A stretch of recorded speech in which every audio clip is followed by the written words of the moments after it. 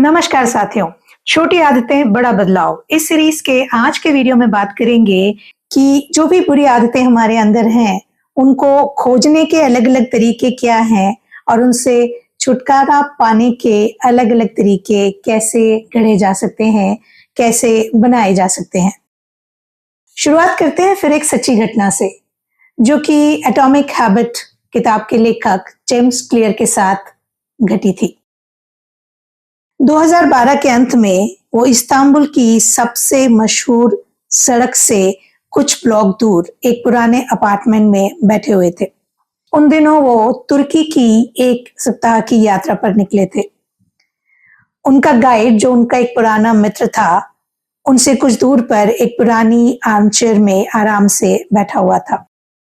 उसने तय किया था कि वो जेम्स को तुर्की की सैर करवाएगा और उस सैर के दौरान एक दिन उसने एक डिनर रखा जिसमें अपने कुछ तुर्की मित्रों को आमंत्रित किया। जेम्स को मिला के वहां पे 7 लोग थे। उनमें से जो 7 लोग थे, उन 7 लोगों में जेम्स क्लियर एकमात्र ऐसे व्यक्ति थे जिन्होंने जीवन में कभी भी किसी भी दिन सिगरेट नहीं पी थी। बाकी 6 लोगों ने अपनी जिंदगी में कभी न कभी ऐसे समय का हिस्सा थे जब वे दिन में कई सारी सिगरेट पी जाते थे, और ऐसा उन्होंने हफ्तों तक, महीनों तक और कुछ ने सालों तक किया था। अच्छी बात यह थी कि वो सारे के सारे अपने अपने प्रयासों से सिगरेट की इस बुरी आदत को छोड़ चुके थे। उनमें से एक का नाम माइक था। जब जेम्स ने यह जानना चाहा कि कैसे उसने अपनी सिगरेट की आदत छोड़ी, तो जेम्स ने पहला सवाल किया कि आखिर ये आदत तुम्हें पड़ी कैसे थी। माइक ने कहा, अपने दोस्तों से। दोस्तों में जब एक व्यक्ति सिगरेट पीता है तो दूसरा या तो आजमाना चाहता है या उसे आजमाने के लिए कहा जाता है, और जब वो शुरू करता है तब वो फिर रुकता नहीं और उसे पता भी नहीं चलता कि कब उसे सिगरेट की आदत पड़ गई थी। माइक ने आगे बताया कि उसने बहुत सारे तरीके इस्तेमाल किए, लेकिन सिगरेट छोड़ने में एक किताब ने उसकी बहुत मदद की जिसका नाम था easy way to stop smoking. किताब की तारीफ करते हुए माइक ने बताया कि यह आपको सिगरेट पीने के मानसिक बोझ से मुक्त कर देती है। यह आपको सिखाती है कि खुद से झूठ बोलना छोड़ दो। आप जानते हो कि आप सचमुच सिगरेट नहीं पीना चाहते। आप ये भी जानते हो कि आपको इसमें आनंद नहीं आता। ये किताब महसूस कराती है कि आप शिकार बिल्कुल नहीं है, और ये आपको सिखाती है कि बस एक एहसास आपके अंदर आने की देर है कि सिगरेट पीना आपकी जरूरत बिल्कुल नहीं है, और जैसे ही ये एहसास आपके अंदर मजबूत होता जाता है, सिगरेट धीरे धीरे छूट जाती है। इस किताब में लेखक एक बहुत ही रोचक रणनीति बताता है। वो ये कहता है कि सिगरेट पीने की लालसा या तलब को तब मिटाया जा सकता है जब आप कुछ सेंटेंसेस को अपने फेवर में तैयार कर लें। नंबर 1, यदि आप सोचते हैं कि आप कुछ छोड़ रहे हैं, तो आपको पता होना चाहिए कि आप कुछ नहीं छोड़ रहे हैं, क्योंकि सिगरेट आपके लिए कुछ अच्छा करती ही नहीं। तब सिगरेट छोड़ने में आप कुछ छोड़ रहे हैं, ऐसी भावना नहीं आनी चाहिए। नंबर 2, यदि आप सोचते हैं कि सोशल होने के लिए सिगरेट पीना जरूरी है, तो आप थोड़ा सा ध्यान देंगे तो पाएंगे कि ऐसे बहुत सारे लोग हैं जो सिगरेट नहीं पीते हैं, फिर भी बहुत ज्यादा सोशल एक्टिविटीज का हिस्सा होते हैं। आप सिगरेट बिना पिए भी सोशल हो सकते हैं।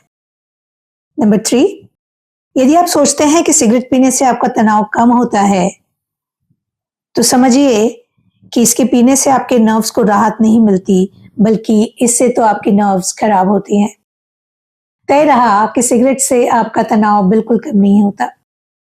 इन वाक्यों को बार बार दोहराना होता है, और जब ये दिमाग में अपनी जगह बना लेते हैं तब समझ में आ जाता है कि हम कुछ भी नहीं छोड़ रहे हैं, बल्कि हम अपनी सेहत बेहतर कर रहे हैं, अपनी एनर्जी बेहतर कर रहे हैं, अपने धन की सेविंग कर रहे हैं, और इसके साथ ही आत्मविश्वास, आत्मसम्मान, स्वतंत्रता, इन सब के मालिक बन रहे हैं, और स्वयं के आने वाले जीवन में अपनी उम्र बढ़ा रहे हैं और जिंदगी को बेहतर और बेहतर बनाते जा रहे हैं।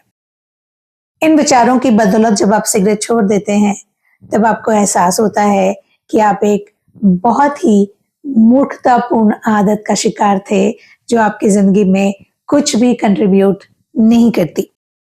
माइक को एक किताब मिल गई जिसकी मदद से उसने सिगरेट छोड़ दी, लेकिन आपको किसी किताब के पास जाने की जरूरत नहीं है। आपको बस अपनी किसी भी आदत को जो आपको लगती है कि आपकी जिंदगी में कुछ भी कंट्रीब्यूट नहीं करती है, उसके लिए इस तरह के बहुत सारे सेंटेंसेस की रचना करनी है और उन्हें बार बार दोहराना है। उन्हें अपने दिमाग का, अपने इंटरनल सिस्टम का हिस्सा बना लेना है और फिर एक दिन धीरे धीरे आप उस आदत से आसानी से बाहर निकल जाएंगे, क्योंकि आपको समझ में आ जाएगा कि इससे फायदा कुछ नहीं है, बल्कि छोड़ देने से फायदे ही फायदे हैं। एक और तरीका है इसको अच्छे से समझने के लिए। यदि हम कुछ भी खाने की लालसा की बात करें तो बहुत सरल सा सवाल है कि हम भोजन क्यों करते हैं। हम जीना चाहते हैं इसलिए भोजन करते हैं। खुद से सवाल उठाइए कि आप जीने के लिए खाते हैं या खाने के लिए जीते हैं। यदि आप जीने के लिए खाते हैं तो जो भी चीज खाने का आपका अभी मन कर रहा है, क्या वो आपके जीवन को बेहतर बनाएगी या नहीं?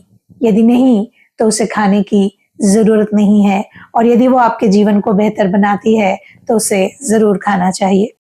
जब ये विचार आप बार बार दोहराते हैं और ये विचार आपके सिस्टम का हिस्सा बन जाता है, तब कोई भी खाने की चीज जो आपके सामने आती है या आपके मन में किसी चीज को खाने की इच्छा होती है, तो ये सवाल आपके सामने आ जाता है कि मैं जीने के लिए खाता हूँ, खाने के लिए नहीं जीता।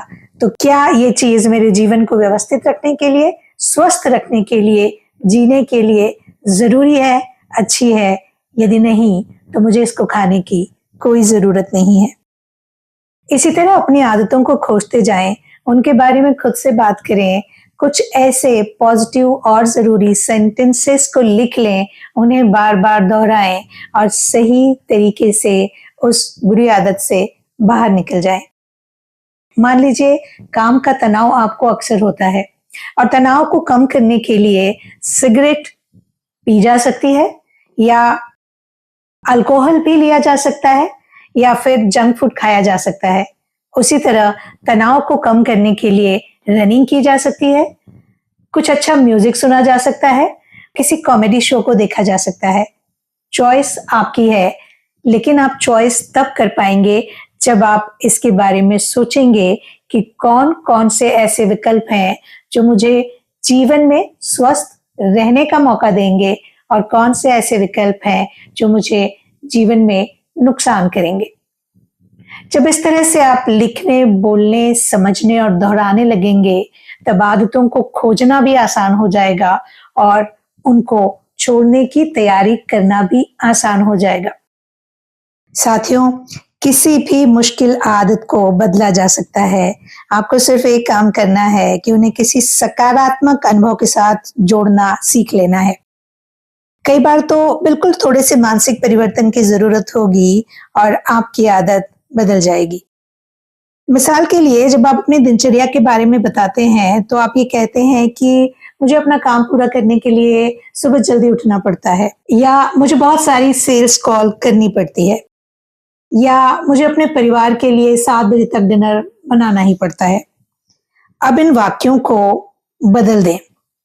यदि आप ये कहना शुरू करें कि सुबह जल्दी उठना मुझे बहुत अच्छा लगता है, जब मैं सेल्स कॉल करता हूं तो मुझे लगता है कि मैं अपने ऑफिस के प्रोग्रेस में कंट्रीब्यूट कर रहा हूं, या जब मैं डिनर बनाता हूं और मेरा परिवार खुश होकर उसे खाता है तो मैं बहुत सुकून महसूस करता हूं। दोनों ही बातें सच है, लेकिन कहने के प्रति आपकी भावनाएं बदल गई हैं।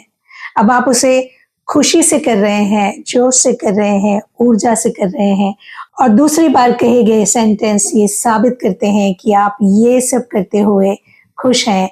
आपको ये सब मजबूरी में या किसी और कारण से करना नहीं पड़ रहा है।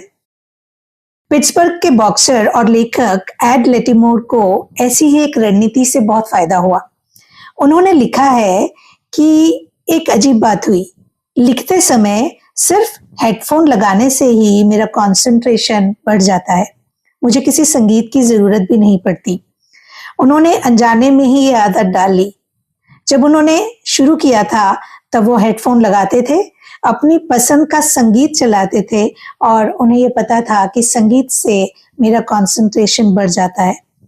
ऐसा कई बार किया गया और धीरे-धीरे हेडफोन लगाना ही वो संकेत बन गया जिससे उनका कंसंट्रेशन स्ट्रांग हो जाता था, मजबूत हो जाता था। म्यूजिक को चालू करने की जरूरत ही नहीं पड़ती थी। इस रणनीति को आप भी अपनी किसी भी आदत के लिए इस्तेमाल कर सकते हैं। मान लीजिए आप खुश महसूस करना चाहते हैं, तो कोई ऐसी चीज खोजें जिससे आपको सच में खुशी मिलती हो। हो सकता है आप पहाड़ों के बीच खड़े रह के खुश होते हो, आप अपने डॉगी के साथ खेल के खुश होते हो, आप छोटे बच्चों के बीच में रह के खुश होते हो, आप कोई अच्छा म्यूजिक सुन के खुश होते हो या कोई अच्छी कॉमेडी सुन के खुश होते हो। जब भी आप ये सब करें, इसके पहले 3 गहरी सांसें लें, मुस्कुराएं और फिर इनमें से कोई भी एक्टिविटी जो आपको पसंद हो करें। धीरे धीरे 3 बार गहरी सांस लेना और मुस्कुराना ये संकेत बन जाएगा और उसके बाद की किसी एक्टिविटी की आपको जरूरत नहीं पड़ेगी। आप जब भी खुश होना चाहेंगे, आप 3 गहरी सांसें लेंगे, मुस्कुराएंगे और पाएंगे कि आपके इंटरनल सिस्टम में खुशी की लहर दौड़ चुकी होगी। अब आप समझ गए हैं कि किसी भी आदत को जो आपके लिए जरूरी नहीं है, उसे कैसे खोजें और कैसे कनेक्ट करें कुछ ऐसी बातों से जो आपको रोज करना है, कुछ ऐसे वाक्यों से जो आपको बार बार दोहराना है। अपनी प्रोग्रामिंग एक नए तरीके से करें और आदतों को बदल डालें। जब भी आदतों को आप सकारात्मक भावना से जोड़ देंगे तो वो आकर्षक हो जाएंगी और जो चीजें आपको आकर्षक लगती हैं वो आपकी जिंदगी में बनी रहती हैं। अब तक तो आपने अपनी आदतों को खोजना शुरू भी कर दिया होगा और सोच रहे होंगे कि कैसे इन्हें जल्दी से जल्दी बदल लें, क्योंकि आदतें बदलने से जिंदगी बदल जाती है। इस सीरीज के अगले वीडियो में आपसे फिर मुलाकात होगी। तब तक के लिए अपना ख्याल रखिएगा।